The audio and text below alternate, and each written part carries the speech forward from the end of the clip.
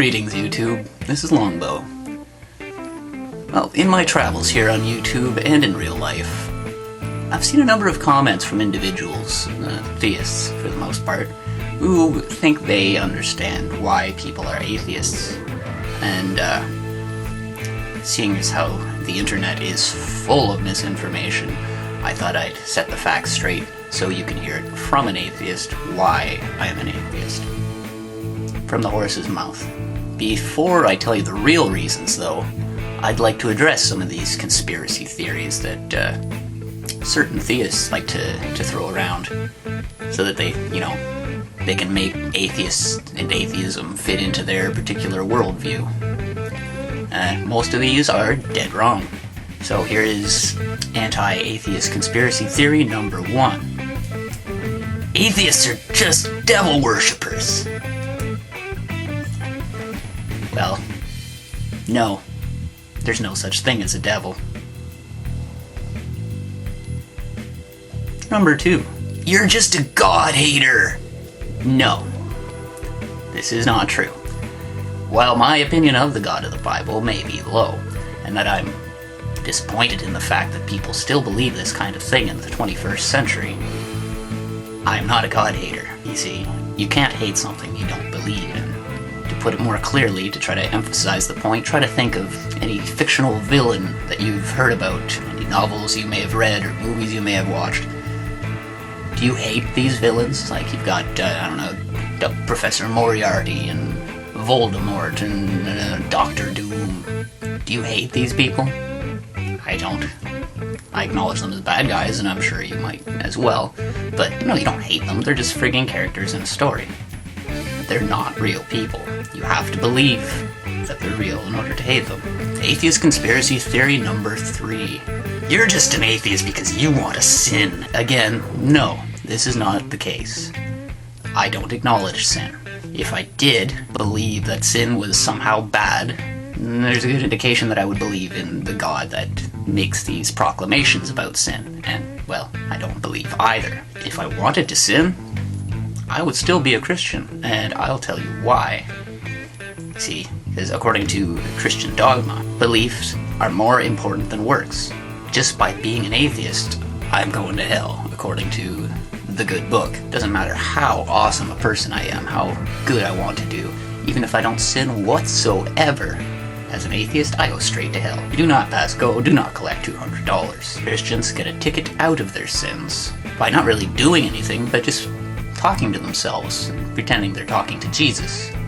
And, of course, Jesus forgives them. If I were a Christian, I could murder and rape and steal and lie and do whatever I wanted and just ask forgiveness of Jesus, and I would be saved and go to heaven.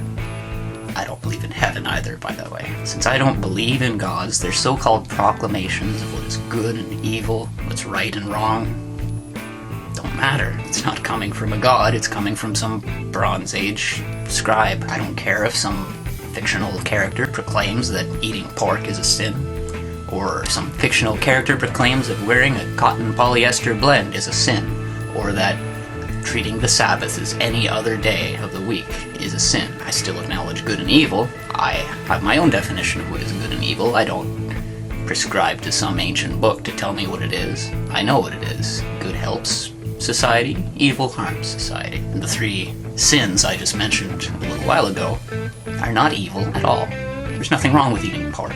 Moving right along to anti-atheist conspiracy theory number 4. You're just an atheist out of pride. Too proud to care about the truth? I think not. I hold what is true in high regard. Anti-atheist conspiracy theory number 5. You're just an atheist out of ignorance. Well, no, I'm quite familiar with the stories, and to be perfectly honest, studies indicate that atheists are amongst the most knowledgeable people when concerning religion, and I'm sorry to say, but Roman Catholics, the faith I used to belong to, rank among the lowest. The reason being is that atheists are unwilling to accept factual claims on blind faith, whereas Roman Catholics are. Probably because they're threatened with eternal torture if they try to think too much. Atheists study religion. Christians tend not to because they think other religions are of the devil. And finally, there's anti-atheist conspiracy theory number 6. You're just a liar! No, Sorry, you are quite welcome to refute or research anything I've said, and if you can prove me wrong in any case, I'll change my views. I'll recount what I've said. I have no reason to be dishonest. I'm just as interested in the truth as you are. Probably more so. Okay, so enough with the irrational, emotional responses from people who don't really know what they're talking about. Here's why I'm an atheist. I'm sure everyone has their own reasons, but I think this would probably apply to most apostate atheists. To sum it up in as few words as possible, the reasons behind my atheism are as follows. Truth, reflection, curiosity, knowledge, logic, morality, justice, science, and evidence. That about sums it up. The various ancient texts, they'll say one thing, and these principles indicate another. See, for the first half of my life, I was immersed in Roman Catholicism. Went to church every Sunday, Catholic school every weekday, and extracurricular activities on weeknights tied strongly to the faith that was imposed upon me. As such, I absorbed a great deal of information. Not only the stuff they spoon-feed you in the Sunday Missal, but I went straight to the core material, the quote-unquote Holy Bible. And it blew my frickin' mind, I'll tell you what. What the church teaches is not what the Bible teaches. The church teaches only the happy, flowery, miraculous bits to its sheep. The dark, vengeful, wicked, and sadistic bits, they're kept secret from the flock. They're banking on the fact that blind faith will usurp research, and for 3 billion people on this planet, about half the planet, that unfortunately seems to be true. Fortunately for myself, the church also teaches theological bits, and this is what prompted me to dig further. This is what began my long road towards finding the truth, seeking the truth. For instance, one of the first statements that sparked doubt in my young mind was the claim that Roman Catholicism is the one true religion. Now, how could that be? If God is all-knowing and all-loving and all-powerful, why did he merely appear to a tiny tribe of people in a tiny part of Africa and completely neglect the rest of the world?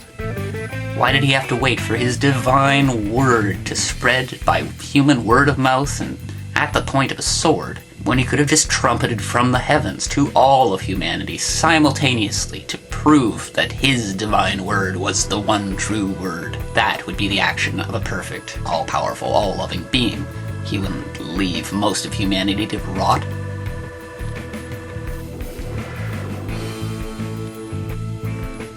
Instead, what we've got is a vengeful, wrathful, jealous God who only cares about his one little tribe. Why would a God of perfect love create a dimension devoted entirely to pain and suffering and torture for those that simply don't believe in him, and then hide in the shadows so as to appear completely indistinguishable from myth? Just about every culture that makes up humanity has some kind of superstitious myth they've invented to explain their origins.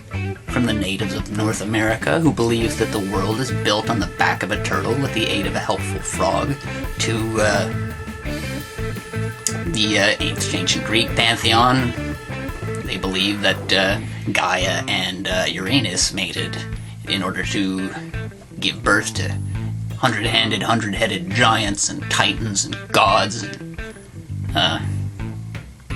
there are thousands of others too. Finally, the god of the Israelites, who tries to usurp all other gods by proclaiming that he is the one and only, the first and the last, the Alpha and Omega, the only true God. See, the problem is, lots of cultures have laid claim to creation.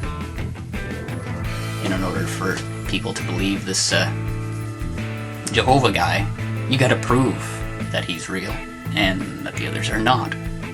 So far, they all look false. Now, before you say, whoa, hang on, what do you mean God's false? It's said that you cannot disprove God. Now, obviously, you can't prove a negative, but I don't agree that you can't disprove a God. It depends on the God you're talking about. The God of the deists or agnostics can't easily be disproven, because the only claims that they make about their particular god is he's somehow responsible for the entire universe in some strange way. Deism doesn't make any specific claims, so there's scant information with which to challenge or refute. But certain gods make very specific claims. One of them is the Israelite God Jehovah. The Bible makes all kinds of claims, and by using the scientific method, we can determine whether these claims are true or not. For instance, the power of prayer, which Jesus promises that everything you ask for in prayer, believing, you will receive. Test it out. You'll see that this is a lie. Prayer does not work. In clinical studies, prayer has absolutely no effect. In fact, there's one study done on intercessory prayer which shows that the very opposite takes place. Those who know that they're being prayed for tend to fare a lot worse than those who don't. Another thing we can test are some of the historical claims the Bible makes, such as, there's the creation story of Genesis. As far as science can discern, this is completely wrong. The actual age of the universe, as well as the Earth, are orders of magnitude older than what the Bible infers. All species were not created within a 6-day time period, but they evolved over 3.5 billion year time period. There's a little bit of an error there. As far as we can tell, there were no literal Adam or Eve.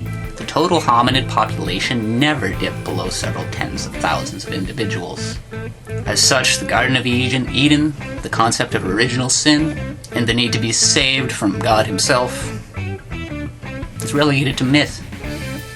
Then we have the flood of Noah, which never happened. There's no indication that all species had to start over some 4,000 years ago. Life is far too diverse for that event to have ever happened. There's no indication in the geologic record that there was some flood 5,000 years ago. There would be notable signs, basically, in geology and biology. It'd be unmistakable, and sorry, this gigantic flood never happened. Not to mention, where the heck would all the water come from? Where did it go?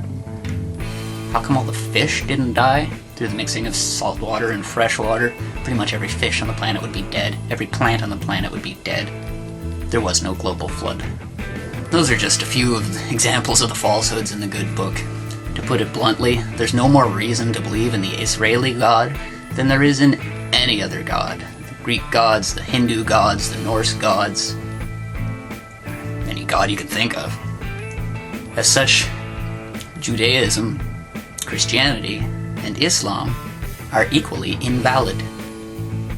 How can you have a personal relationship with someone you've never even met? I'd prefer to go with what I know, with what I can prove to be true, with facts, rather than what some superstitious people might want me to believe. I know I am a mortal animal eking out an existence on this planet. I'm going to embrace that rather than jump to conclusions about an afterlife, or magic, or worshipping some deity that no one even knows exists. Anything that one might consider supernatural has yet to be proven. We don't even know if there's a soul, for crying out loud, let alone whether or not that soul transcends the body after death. To put it bluntly, I don't really care what people believe. You can believe what you want. I'd rather just believe what I know to be true. The instant, however, that a person tries to impose their beliefs upon others, they can expect criticism, no matter how divine they might wish to think their beliefs are. Now, I don't really intend for this little video to offend anyone. I'm just trying to get my point of view across, and, hopefully put some of these silly theories to rest. But, you don't have to take my word for it that there is no God. There could very well be. It's just, this guy, he's not it. Think for yourself. Ask some tough questions. Curiosity is not a sin. Have a good day, YouTube.